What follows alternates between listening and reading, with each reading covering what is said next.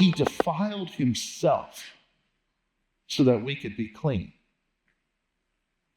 And I know in this world, even though we've been baptized and we've been made new, maybe to the world around us, we don't look like the cleanest at times as we do our infighting or whatever we do. Our divorce rate in churches is not much greater than the divorce rate outside of the church, I'm going to be honest with you. It's not like we've got everything figured out. But it's the quiet realization that we don't have to have it all figured out because he has.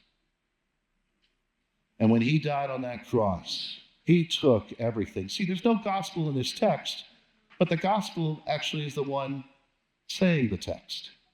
And that can't be overlooked. The one who's saying these pungent words is the one himself who came. He had none of those things in verse 21, but he wore all of them like a terrible robe on that cross. And how do we know he did that? Because 3 days later, he rose again from the dead.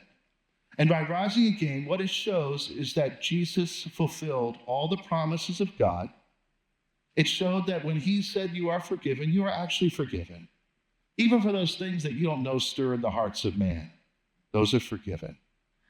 And not only that, you have eternal salvation.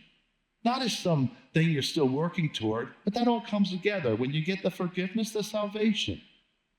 And what's the point of that? You know what? Now those self-help books in the shelves of the library, they're not all that interesting. Because you've got better than self-help. You've got a life help. You've got one who comes to you at all times through his holy word, through the waters of baptism, through the wine and bread we celebrated earlier this morning. And God assures you that I am with you, that I love you. And as repulsive as you can be at times, I've got you.